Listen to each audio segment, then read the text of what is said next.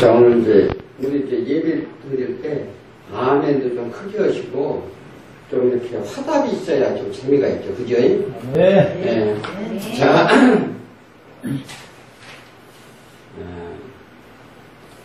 예수님은 어디서 태어났나요? 네.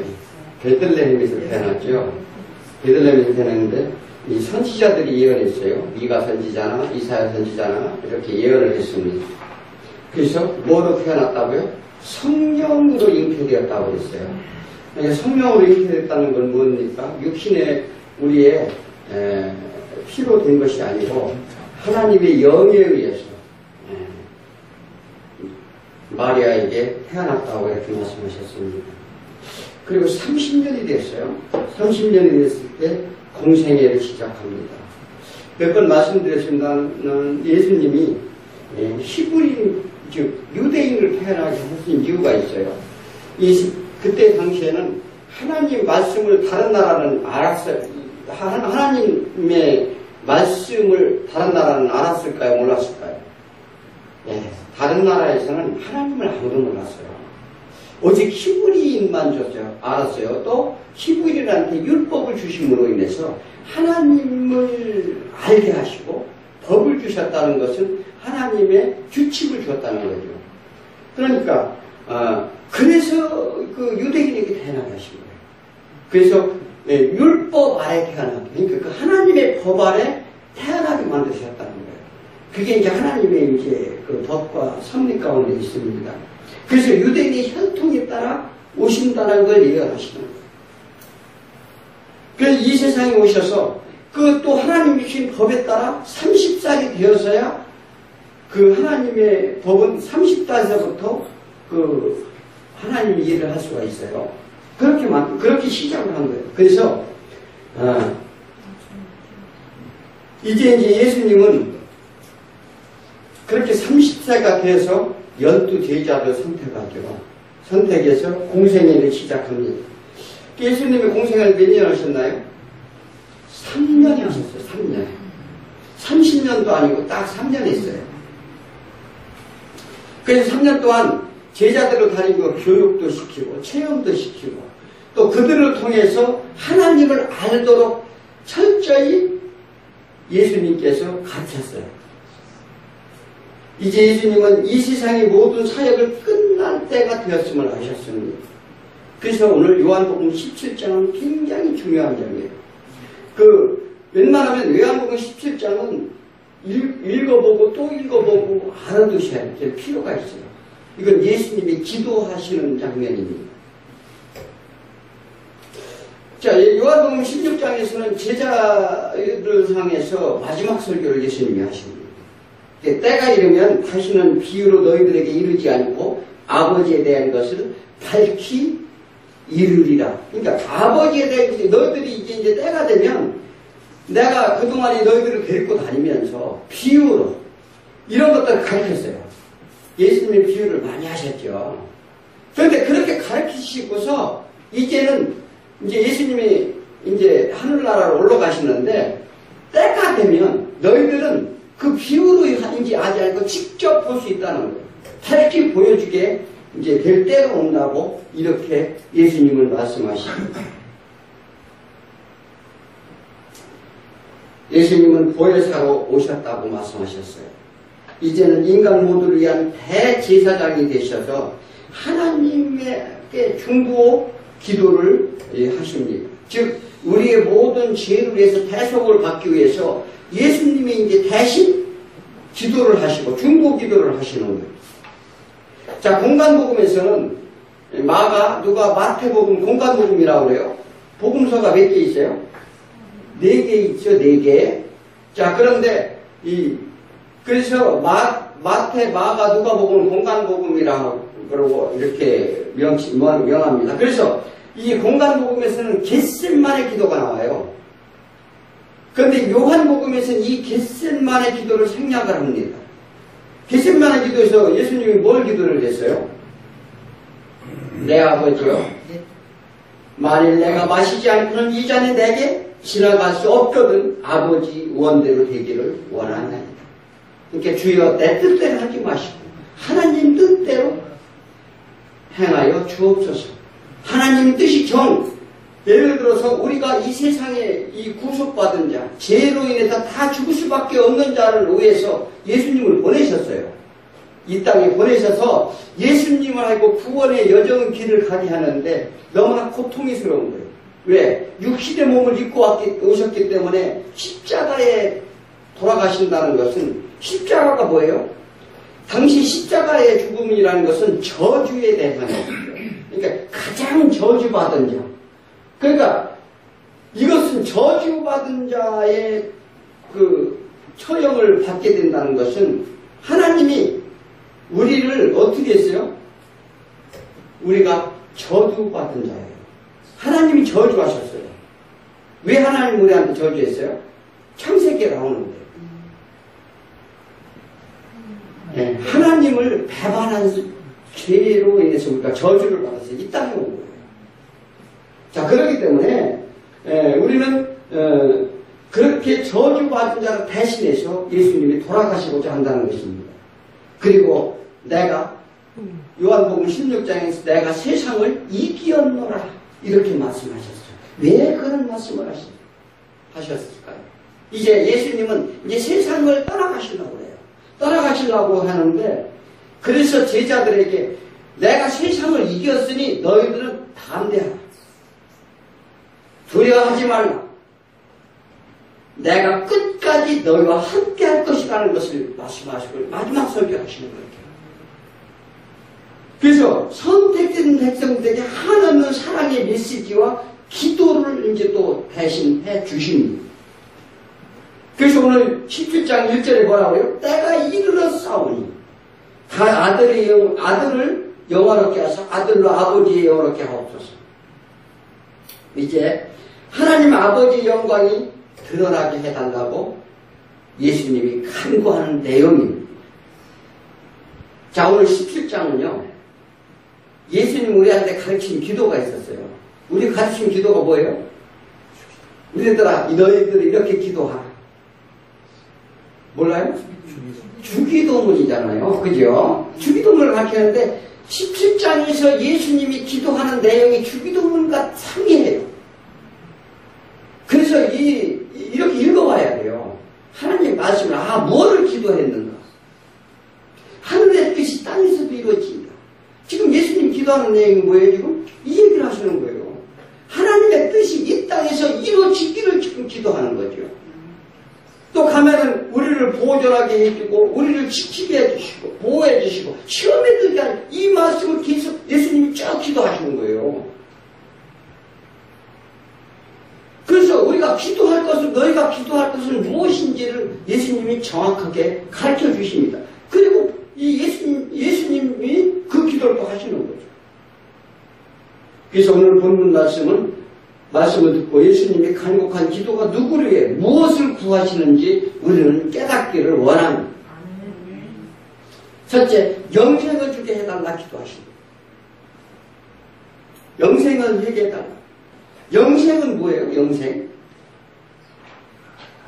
영생이 뭐라고 우리는 뭐라 해요? 영원히 사는 거. 그렇죠? 우리는 다 영원히 사는 것을 영생이라고 그러죠. 자, 그런데 영생은 무엇이냐고 딱 답을 해라고 딱 주셨어요. 3절 크게 같이 하는 거예요. 3절 뭐래? 영생이 뭐냐고 물어보니, 영생은 곧 유일하신 참 하나님과 그가 보내신 예수 그리스도를 아는 것이니라. 영생이 뭐라고요? 예수 그리스도를 아는 것. 네. 참 하나님과 예수 그리스도를 아는 게 영생이라고 그랬어요. 답이 딱 나와 있잖아요. 우리 시각으로 이해하는 영생은 부활과정으로 영원히 사는 것만을 우리가 추구를 합니다. 그렇잖아요. 그런데 이것은 착오가 있어요. 뭔 착오가 있을까요? 자, 예수를 믿는 사람, 믿지 않는 사람은 영생이 있을까 없을까요? 없죠. 잘 하셔야 돼요. 믿는 사람이든 믿지 않는 사람은 다 영생이 있어요. 은행이 아십니까? 다 영생이 있어요. 자, 현재 삶에서 예수를 믿어지는 과정으로 우리는 보기 때문에 그렇게 하는 거예요. 우리가 예수를 믿는다. 믿는 과정에 영생이 주어진다는 그렇게 우리가 그렇게 생각하기 때문에 우리한테 영생이 주어진다 이렇게 생각하기 때문에 그래요. 이건 순전히 다 인간적인 생각이에요. 요한복음 5장 29절에 요한복음 5장 29절에 선한 일을 하는 자는 생명의 부활로 악한 일을 하는 자는 심판의 부활로 나오리라. 자, 그게 뭔 얘기입니까? 그러니까 선한 자는 누구요? 선한 일이라고 하는 걸 가르쳐드렸는데 선한 일은 뭐가 선한 일이라고요? 우리가 인륜 도덕적으로 섬기고 나누고 구제하고 이런 건 선한 일인가요? 예수를 믿는 거. 예수를 믿는 일이 선한 일이라고 하나님은 보신다는 거예요. 자, 예수를 믿는 거. 그래서 악한 일은 뭐예요? 예수를 믿지 않는 거. 그런데 예수를 믿는 사람이나 믿지 않는 사람이나 똑같이 부활한다고 그랬어요. 부활한다는 건 다 같이 영생한다는 거예요. 아니, 하나님은 그 믿는 사람만 영생시키지 왜 믿지 않는 사람을 또 부활을 시켜요? 자, 그렇다면 그건 뭘 말합니까? 영원히 다 살게 되는데 이것은 뭐냐면 어떤 상태로 사느냐의 문제예요. 자, 우리는 이 세상 예수를 믿으면서 고난의 삶을 살게 돼요. 이거 잘 생각해야 돼요. 예수를 믿으면 좁은 길 봐야 되고 고난의 삶을 살게 돼요. 이 육신의 즐거움을 제어해야 되고 모든 것이 제약되는 것이 많이 있어요. 그러면 우리가 이 세상을 살려면 어떻게 해요? 좀 고통을 받아야 돼요. 그건 당연한 거예요. 그런데 우리가 이 짧은 인생과의 고통의 삶이 보장해 주는 게 뭐예요? 영원히 영원하게 사는 거. 이게 남은 인생은 우리가 죽음 후에 이 어떤 상태로 사냐를 결정해 준다는 거예요. 반대로 이 세상에 내 육신의 즐거움으로 산 사람은 어떻게 해요? 영생의 삶을 어떻게 산다고요? 무슨 삶을 살게 돼요? 영원히 지옥의 삶을 산다는 원리를 제공하는 거예요. 자, 그래서 생명의 부활이냐 사망의 부활이냐를 문제를 묻는 거죠. 하나님은 죄가 있고 없고를 심판하신다고 말씀하셨어요. 만물의 주인이시며 세상이 주관자이심을 드러내고자 그런 하나님이심을 우리는 믿어야 될 줄 믿습니다. 그래서 믿는 자와 믿지 않는 자 모두 영원히 살게 됩니다. 그런데 하나님의 주시는 복이라는 거예요. 우리는 복 받고 참 좋아하죠. 복이란 무엇을 말할까요? 돈을 많이 벌고 세상 누구보다도 행복하게 사는 것, 이것이 복일까요? 생각을 잘 해보셔야 돼요. 자, 이것은 누구보다도 행복하게 사는 것. 물론 행복하게 살아도 나쁠 거 없죠. 성경에서 나오는 복이라는 게 있어요. 하나님의 형상을 회복하는 거예요. 즉 끝없는 하나님의 사랑을 풍성하게 받는 게 복인데, 자, 우리가 오늘 본문에 잘 읽어보시면 뭐라고 하세요?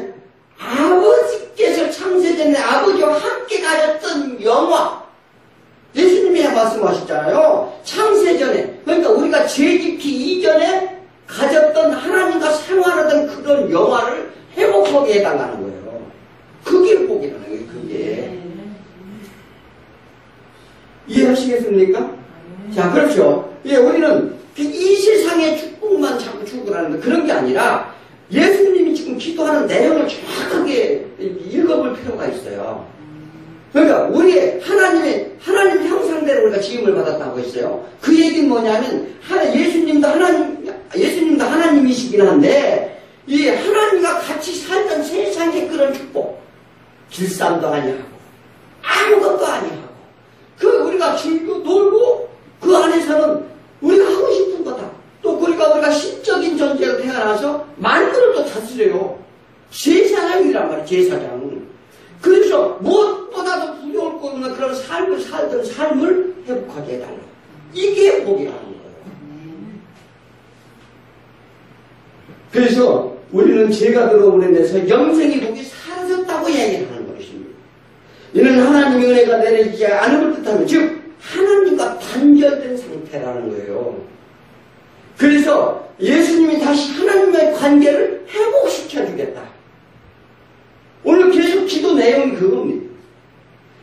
영생을 회복하도록 이렇게 오셨고 이제 마지막으로 그 완성을 위해 고난의 잔을 나는 고난의 잔을 여기 먹으러 간다 이렇게 말씀하시는 겁니다.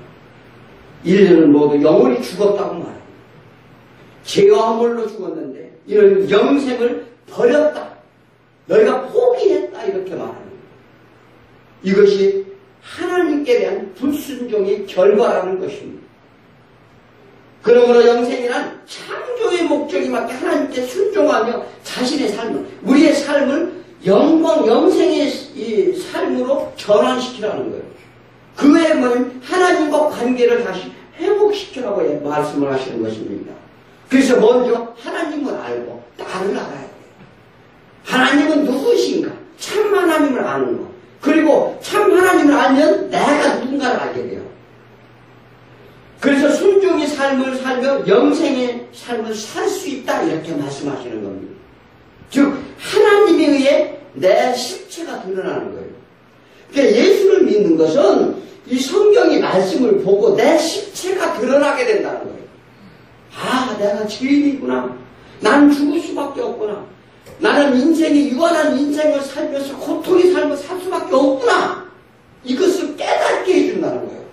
그 성경이 하나님 말씀이 그걸 우리한테 가르쳐 준다는 내용입니다. 요한복음 6장 51절 이렇게 말씀하시죠. 나는 하늘에서 내려온 살아있는 떡이니 사람이 이 떡을 먹으면 영생하리라. 내가 줄 떡은 곧 세상의 생명을 위한 내 살이니라 이렇게 말씀하셔요. 그리고 54절에서 뭐라고 말씀하시는지 아십니까? 내 살을 먹고 내 피를 마시는 자는 영생을 가졌고 마지막 날에 내가 다시 그를 살리리니. 그게 뭐냐면 먹는다는 거예요. 예수님을 먹는다는 거. 믿는다는 거예요. 그래서 믿는다는 것은 예수 안에, 그러니까 내가 예수 안에 있고 예수가 내 안에 계신다는 걸 얘기하는 거예요. 그러니까 피를 마신다는 것은 뭐예요?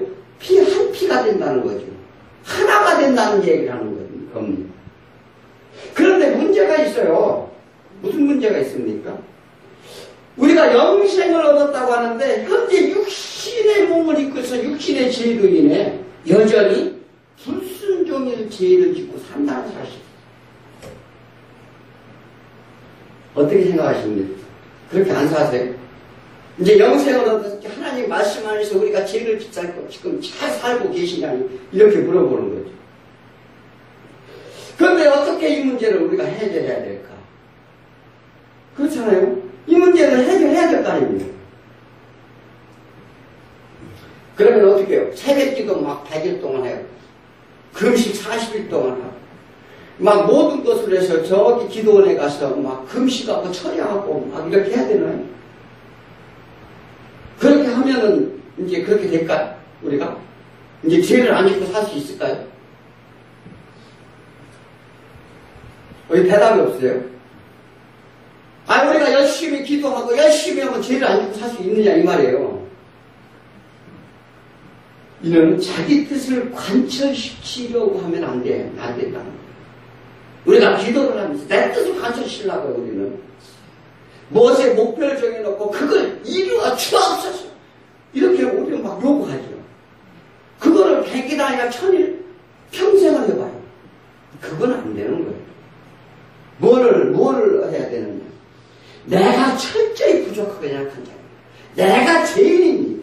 내가 죄 가운데 예수 그리스도를 인해서 우리는 구원을 받았을 그 은혜에 나는 감사합니다. 그러니 예수 그리스도께서 나한테 은혜를 내려 주옵소서. 이걸 구하라는 거예요. 그게 그 나라 그 의를 구하는 것입니다. 그래야 하나님께서 우리가 있을 것을 아시고 구할 것, 우리가 필요한 것을 아신다는 거예요. 그래야 축복해 주신다는 원리입니다.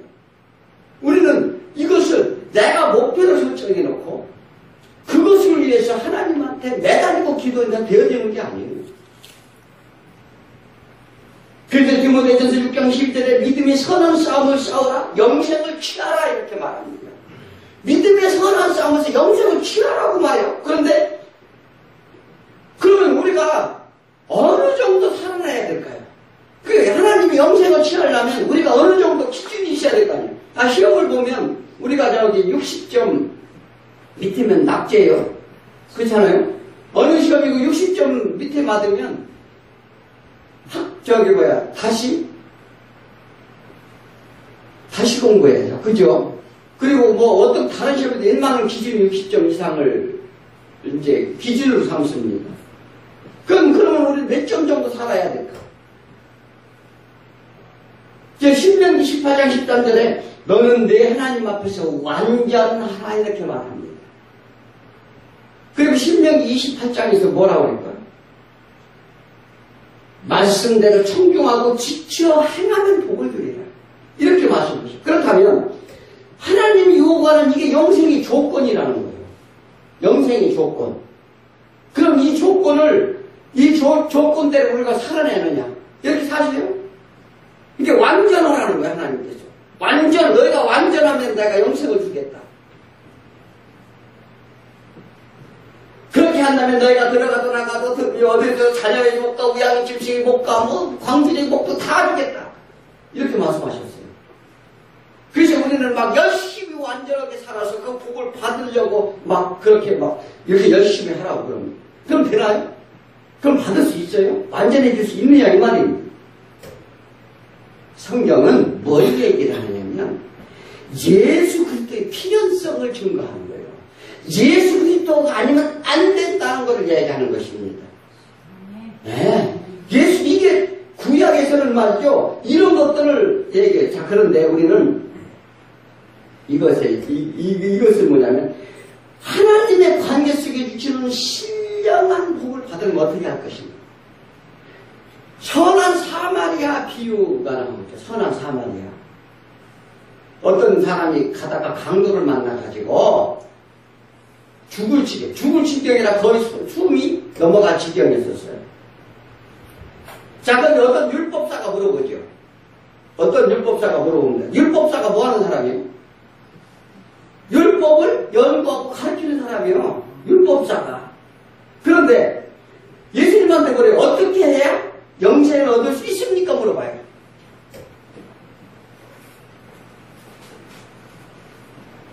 그러니까 율법이 뭐라고 말하더냐? 이렇게 물어봅니다. 마태복음 10장에 나오는 얘기예요. 뭐라고 말하더냐? 그러니까 몸과 마음과 이 목숨과 정성을 다하여 주 하나님을 사랑하라. 그리고 내 이웃을 내 몸과 같이 사랑하라 하였나이다 이렇게 말을 해요. 그러니까 내가 참 잘하는구나.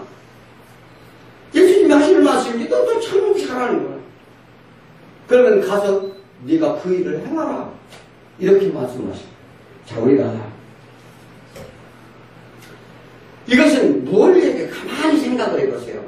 자, 너희도 네가 그렇게 가서 그렇게 행하면 영생을 얻을 수 있다 얘기하는 거, 그렇게 얘기하는 겁니까, 예수님?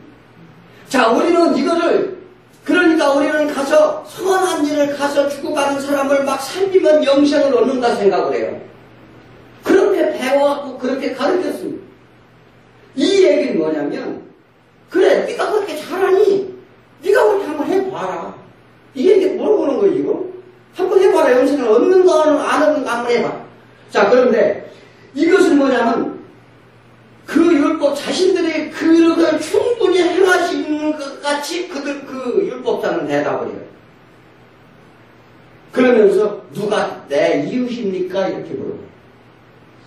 이걸 잘 아실게. 이걸 알아야 돼요. 당시에는 강도들이 많았는데 강도들이 어떻게 하냐면 길가에 엎으러져서 다쳐서 죽는 신용을 하는 사람들이 있었어요. 왜 우리 가끔 연속극이나 이런 거 보면 그런 경우가 나오죠. 이 도둑들이 길가에 막 다 죽어가는 사람처럼 거짓을 꾸며서 한인이 가서 부추겨줘서 아니 왜 그러시냐고 하면 강도로 돌변하는 사람들이 있었어요. 그런 사람들이 빈지지수로 많았어요. 그때 당시에. 그래서 웬만한 사람이 길가에 엎어져 있으면은 그냥 지나갔어요. 왜? 그런 일 하도 많이 당해서. 자, 그러니까 그런데다가 유대인들은 뭐를 보냐면 이웃을 누구로 봤느냐. 이방인들은 뭐로 봤어요? 개와 같이 부정하다 여겼어요. 그 이방인들은 죽건 살건 상관도 안 했어요. 단지 자기네 형제들만 이 형제로 봤어요. 그게 유대인도구만. 그 유대인들 저번에 그 펀드를 구성해서 유대인들은 어디를 가나 자기들도 엄청 잘 도와줘요. 자, 그러니까 예수님이 말씀하시죠. 야, 너희들 그러면 도와줄 자로 도와주는 사람은 그 마귀 사탄 새끼도 그렇게 한다. 이렇게 얘기를 해요. 그러니까 그러니까 사랑할 자를 사랑하는 것은 아무나 할 수 있다. 그게 선한 일이 아니다. 이 얘기를 하죠. 자, 그러면서 이 사마리아 여인의 비유의 말씀을 예수님이 하신. 자, 사마리아 비유의 말씀. 이게 뭐냐면, 무슨 말씀이냐면, 우리 선악의 문제가 아니라 영생을 어떻게 얻는지에 대한 말씀을 하시는 거예요. 그래서 뭐냐면, 지금 내가 강도 만난 자의 진정한 이웃이 누구냐 물었을 때, 만난 자, 이 도울 수 있는 존재가 아니라, 네가 강도 만난 자라는 거예요. 네가 강도 만난 자. 너는 강도 만난 지고 목숨이 죽은 자라는 거예요. 착각하지 말라. 영생의 본질이 무엇인지 너를 모른다 하는 얘기를 하는 것입니다. 내가 가지고 있는 율법으로 뭘 구원하겠느냐? 율법으로는 아니 된다는 것을 설명하는 내용이에요. 사단은 하나님을 떠나도록합니다. 사단이 하는 일이, 사단이 우리를 생각해. 사단은 그저 우리를 나쁜 일만 하고 도둑질하게 하고, 물론 그것도 사단이 하는 일이죠. 막 분쟁하고 다투게 하고 막 시기하고 질투해서 서로 이렇게 관계를 해방하는 사단이 하는 일이긴 해요. 그런데 사단은 하는 일이 뭐냐면 철저하게 하나님과 관계를 떨어뜨리는. 그래서 뭘 하면 세상의 물질의 목도 줘요. 무슨 얘기인지 아십니까? 자, 그래서 하나님과 관계, 그러면서 뭘 한다고요? 하나님한테 고발하는 거예요. 참소한다는 거예요. 얘가 이런 죄를 졌대요. 이렇게 고발해요. 그게 사단이 하나님이잖아요. 그 욥기서에서, 예, 욥기서에서 나오잖아요. 자, 우리가 이거를 잘 아셔야 돼요. 그러니까 무언가를 주어서 하나님을 의지하지 않아도 되도록 미혹하는 게 사단이라는 것입니까? 그래서 우리가 분별력을 가지라는 거예요. 네. 자, 우리가 잘 알아들어야 됩니다. 우리가 본문에서 어떻게 말해요? 정확하게 말씀하시죠. 예수님을 아는 것, 예수님을 믿는 것, 하나님의 뜻을 위해 오심을 인정하는 것, 우리가 할 수 없는 것을 이루시는 예수님의 행복시키심으로 그 예수를 온전히 믿기만 하면 영생의 복을 주어진다는 거예요. 우리가 할 수 없다는 거예요. 그러니까 예수 그리스도를 믿고 의지하고 그러면 우리가 그것을 영생이 주어짐을 알아라. 그 둘째는 아버지 말씀을 듣고 깨달아야 예수님을 믿게 된다는 거예요. 아버지의 말씀을 듣고 예수님은 제자들에게 주님이 주신 말씀을 받았다고 오늘 말씀하셨어요. 우리도 말씀을 받았지 않았어요? 듣고 받았지 않았습니까? 구약에서는 언약을 했습니다. 그리고 하나님을 연결을 했죠. 그리고 말씀을 가졌다고 했습니다. 그래서 이제는 작은 자나 큰 자나 모두 하나님을 너희에게 알리지 않겠다 말씀하셨어요. 디모데후서 3장 15절에 성경을 알았나니 성경은 능히 너희로 하여금 그리스도 예수 안에 있는 믿음으로 구원에 이르게 하는 지혜가 있느니라. 뭐가요? 성경이 믿음으로 이르게 되는 구원의 지혜가 있대요. 성경이 그래서 뭐예요? 그러면 성경은 어떻게 해요? 본향으로 인도하는 내비게이션이다. 영향으로 인도하는 내비게이션. 자, 우리가 여기서 인생은 나그네 길이라고 했어요. 우리가 어디를 가려면 내비게이션대로 가잖아요? 그러면 성경이 내비게이션이라는 거예요. 우리는 이 세상이 나그네 길, 우리는 이방 나라에 살면서 나그네 인생을 살게 되는데 성경이 말씀대로 그 길대로 가면 영생의 길로 인도해낸다는 거예요. 성경은 그걸 말씀하시는 거예요. 우리가 오해를 해가지고 하나님을 믿으면 뭐 이 세상에서 복을 받고 축복받고 뭐 병 고치러 나오고 이런 문제가 아니에요. 그것은 하나님의 뜻대로 해지는 거예요. 어떤 사람은 병을 5명이 걸렸는데 한 사람만 고쳐주는 경우가 있어요. 그건 하나님의 뜻이에요.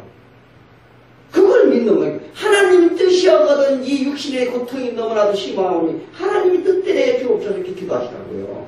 그러면 하나님이 고쳐줄 자를 고쳐주고 물질도 줄 자를 준다는 것이지 내가 얻고자 해주는 게 아니에요. 그걸 아셔요. 그 사람의 믿음의 척도에 따라서 하나님이 축복은 달리 준다는 거예요. 그러니까 우리가 요구해서는 안 된다는 거죠. 오직 하나님의 뜻을, 우리 하나님의 뜻을 묻잖아요. 예수 그리스도께서도 지금 예수님이 주장하는 것이 아니라 하나님의 뜻을 물어보는 거예요. 뜻대로 해달라. 그 하나님의 뜻이 이 땅에서도 이루어지게 해달라 지금 기도하시는 거예요. 자, 그러니까 디모데후서 3장 15절에서 그렇게 지혜가 있다고 말씀하셨습니다. 믿음은 들음에서 나며 들음은 그리스도의 말씀으로 많이 합니다. 로마서 10장 17절에 이렇게 말씀. 이게 믿음은 들으면서 난다는 거예요. 그러나 말씀은 믿음의 기초가 된다는 것이에요. 구원의 기초가 된다는 사실입니다. 또 성도의 기본이라는 거예요. 계시록 1장 3절에 예언의 말씀은 읽는 자와 듣는 자와 기록되는 말씀을 지키는 자가 복이 있다. 너희들은 때가 가까움을 알라 이렇게 말씀하십니다. 시편 1장 2절에 이렇게 하는 거예요. 주야로 묵상하는 자 복이 있다 말씀하십니다. 그리고 그 진리를 부지런히 연구하고 살펴야 한다. 베드로전서 1장 10절에서 11절까지 그 말씀의 깊이를 말씀해 주십니다. 오늘 8절 한번 읽어볼까요? 나는 아버지께서 내게 주신 말씀들은 그들에게 주었사오며 그들은 이것을 받고 내가 아버지께로 나온 줄을 참으로 아오며 아버지께서 나를 보내신 줄도 믿었사옵나이다. 자, 예수님이 제자들의 말씀을 받았습니다. 예수님이 하나님께 오셨음을 알았다고 말씀했어요. 하나님께 예수님이 오셨음을 그들은 알았다. 그리고 확인했다 말했습니다. 그 말씀으로 뭘 알았다고요? 그 말씀이 진리인지 참인지 가짜인지 이걸 알았다는 거예요. 그러므로 그들에는 심령 깊숙이 동감된다. 우리가 말씀을 심령 깊숙이 동감돼야 돼요. 그래서 마음판에 새겼다 이렇게 말합니다. 예전에 구약에서는 돌판에 새겨서 그것을 율법을 지키게 했는데 그것을 다 폐하고 이제는 너희들의 마음판에 그 말씀을 깊이 새겼다. 믿음 없이는 사람들이 그 진리의 말씀을 알 수가 없습니다. 그런데 세상 사람들은 왜 진리의 말씀을 거부할까요? 왜 외면할까요? 왜 그럴까요? 우리가 전도하다 보면 하나님 말씀 듣기를 진짜 싫어해요. 그리고 말씀을 우습게 하라. 말씀을 우습게 한다면 영생이 없어요. 그걸 알아야 돼요. 하나님 말씀을 경건한 마음으로 내 마음판에 새겨야 돼요. 그런데 자, 마태복음 14장 15절에 정확하게 나와 있어요. 뭐냐면 백성들의 마음이 완악해져서 그 귀는 듣기 둔하고 눈은 감았으니 이는 눈으로 귀로 듣고 마음을 깨달아 돌이켜 내게 고침을 받을까 그들이 두려워합니다. 사단이 마음을 막 완악하게 해가지고 이제 하나님 말씀을 그러니까 우리가 전도를 해보면 알잖아요. 그죠? 전도를 해보면 말씀을 들으니까 뭐 하나님 말씀 뭐 우습게 여기고 경홀히 여기지 말라 이렇게 말씀하셨는데 그래서 말씀이 안 들어오는 거예요. 그들은 마음이 막 딱딱하게 굳어가지고 그것도 사단은 하나님을 두려워해야 안 해요. 그러니까 사단이 그 안에 있으니까 두려워한다는 거예요. 이게 고침받을까 두려워한다는 거예요. 희한한 얘기죠. 이게 누구의 행동이냐? 사단의 행동이라는 것입니다. 그러면 우리는 사단이 굴레에서 벗어났다는 사실 하나만으로도 그 은혜에 감사하라는 거예요. 우리 모두 마음의 완악함을 깨뜨리고 교만함을 벗어나야 되는 이유가 그렇습니다. 그것은 오직 하나님의 말씀을 듣고 깨달아 예수님을 믿음으로만 우리가 가능하다는 얘기를 하는 것입니다. 그 권세는 예수님께 주셨다고 말씀하셨어요. 하나님께 예수님께 권세를 주셨는데 예수님의 권세는 무엇입니까? 만물의 통치권, 다스리는 권세, 그리고 만물의 심판권입니다. 그렇다면 누가 제일 큰 권세를 가졌는지 우리는 아셔야 돼요. 누가 제일 큰 게 가졌어요? 하나님이 큰 권세를 가졌잖아요. 그리고 그 권세를 제자들, 예수를 믿는 자들을 믿었다고 하나님께 기도하는 거예요. 내게 주신 권세를 내가 이 만물의 통치자요, 이 세상의 모든 권세자들을 다스리는 하나님의 아들을 믿었다는 거예요. 즉 인생이 우리의 구세주요, 보호자로 신뢰하며 따랐고 믿는다고 모든 삶을 맡긴 자들이라 이렇게 말합니다. 그래서 마지막으로 우리는 끝까지 지켜주시고 보존해 주실 것을 약속하십니다. 예수님이 간절히 기도하십니다. 9절을 한번 읽어볼까요? 내가 그들을 위하여 비옵나니 내가 비옵는 것은 세상을 위함이 아니라 내게 주신 자들을 위함이다. 그들은 아버지의 것이로니. 예수님이 기도를 누구한테 지금 하고 있어요? 하나님을 믿는 자. 세상 모든 만물을 위해서 기도 안 해요. 내 새끼 내가 보살피지 저기 남의 집 자식은 저기 상관하지 않는다고요. 그러니까 세상 사람들은 하나님 상관하지 않아요. 잘 됐든지 죄를 짓든지 뭐든지 왜 저 인간은 왜 저렇게 사는데 왜 저 심판하지 않을까? 저 인간은 죽지도 않아요. 저 귀신도 안 들어가요. 귀신이 왜 들어가요? 자기 편인데. 자기 편인데 왜 데려가느냐고요. 우리 잘 생각해야 돼요. 그런데 결국 심판이 있어요, 없어요? 심판이 있다는 거예요. 사단의 권세 아래 있을 때는 심판이 없어요. 그런데 이제 육신이 죽게 되면 어떻게 돼요?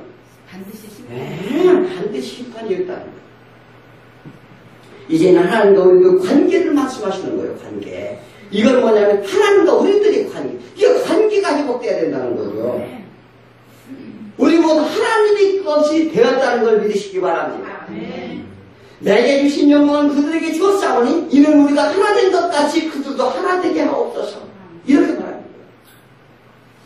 그 영광을, 하나님의 영광을 이게 어떻게 해요? 예수님께 주었으니 그들도 우리가 하나 돼서 우리도 같이 영광을 받게 해달라는 거예요. 하나님의 영광이 회복되므로 우리에게도 영광이 동창케 된다는 사실을 믿으시기 바랍니다. 이제는 하나님의 소유가 된 백성이 되었습니다. 즉 세상 나라에서 벗어났다는 거예요. 구속에서, 눌림에서, 억눌림에서 벗어났다는 거예요. 하나님 나라의 백성으로 신분이 바뀌었다는 걸 말씀하십니다. 신분이 바뀌었는데 신분이 이게 떨어진 거예요? 상승된 거예요? 네. 세상의 신분에서 하나님의 백성이 된 거예요. 신분이 바뀌었다는 거예요. 그래서 하나님이 너는 내 아들이다. 이렇게 말씀하시는 거예요. 다른 말로 말하면 예수를 받아들이지 않는 하나님과 속해있지 않다는 것입니다. 11절을 읽어보면 나는 세상에 더 있지 아니하오나 그들은 세상에 있어. 나는 아버지를 가옵나니 거룩하신 아버지여 내게 주신 아버지의 이름으로 그들을 보존하사 우리와 같이 그들도 하나가 되게 하옵소서. 어떻게 나타오는 거 지금? 예수님이 지금 가실 때가 임박했어요. 예수님이 하늘나라에 가시면 문제가 생겼습니다. 어떤 문제가 생겼어요?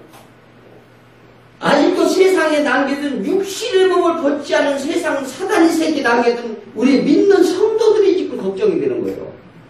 우리가 지금 여기 사단의 세상에 살잖아요. 세상의 권세자 아래에 산단 말이에요. 그러니까 예수님이 걱정이 되는 거죠. 즉 세상의 악으로부터 지켜달라고 지금 기도하시는 거예요. 그러니까 우리가 지금 우리가 기도면 시험에 들게 하지 마옵소서. 기도하자. 우리 그렇게 기도하라고 그러잖아요. 사단의 세계로부터 그들의 악에부터 다시는 악에 빠지지 않게 하옵소서. 이렇게 두 기도문에 다 얘기하잖아요. 지금 예수님이 그 기도를 다 하시는 거예요. 마태복음 마태복음 6장 9절에 주기도문에 그렇게 해서 하늘에 계신 아버지의 이름을 거룩히 받으시오며 나라의 임하옵시며 우리도 기도할 것을 가르치시는 이유가 다 있습니다. 지금 예수님이 그와 같은 기도를 하시는데 하나님의 거룩함을 회복해달라는 거예요. 하나님은 거룩한 너희도 거룩하라 말씀하셨습니다. 우리가 거룩해서 거룩해 하는 게 아니에요. 하나님의 거룩이 회복이 돼야 돼요. 그러면 우리도 자동으로 그 안에 있으면 우리도 거룩해지는 거예요. 우리가 노력으로 거룩해진다는 게 아니라는 것입니다. 하나님과 예수님이 유기적인 관계를 얘기하는 거예요, 지금. 예수님이, 그러니까 하나님과 나와 하나가 된 것 같이 우리도 하나가 되게 해달라. 그러니까 하나님은 누구예요? 예수님도 하나님이에요. 그러니까 그 뭐냐면 본질은 같다는 거예요. 이게 본질, 이 존재를 좀 연합을 뜻하는 거예요. 연합을 뜻하는 건 그래서 성경에서 계속 그 얘기를 하시는데 뭐예요? 몸은 예수다. 우리는 지체니라. 그리고 포도나무 비유를 합니다. 포도나무에 붙어 있어야 너희는 열매를 맺는다. 이 얘기를 하는 이유도 이것은 뭐냐면 존재론적 연합관계예요. 즉 적군인지 아군인지 이렇게 우리가 잘 알아야 돼요. 이 뭐냐면 그래서 신부와 신랑, 부자관계 이런 관계를 계속 성경에서 말씀하는 이유가 복이 있어요. 즉 세상과의 전투에서 항상 하나가 되어서 연합해야 된다. 하나님과 연합해야 우리가 어떻게 해요? 세상을 이길 수 있다. 그러니까 예수가 안에 모셔라. 이 얘기를 계속 하는 겁니다. 이제까지 예수님이 지켜주시는데 예수를 믿는 자 한 사람도 멸망하지 아니하도록 사단들과 적그리스도와 거짓선들로부터 지켜주실 것을 간구하신다는 걸 믿으시기 바랍니다. 이것이 예수님이 끝없는 사랑을 반드시 기억하시고 다시는 악에 빠지지 아니하도록 주기도문을 잘 기도하시고 그 뜻과 의미를 주요 금요 차례나 이런 데 나오셨으면 주기도문에 대해서 충분히 설명을 해드렸습니다. 그래서 다시는 그걸 잘 모르시면 주일날 다시 한번 설명을 해드릴게요. 그러니까 우리가 어떻게 기도해야 되는지 하나님 말씀대로 해야 돼요. 그러면 반드시 축복과 주실 줄 믿습니다. 예, 기도합니다. 주여 하나님 아버지가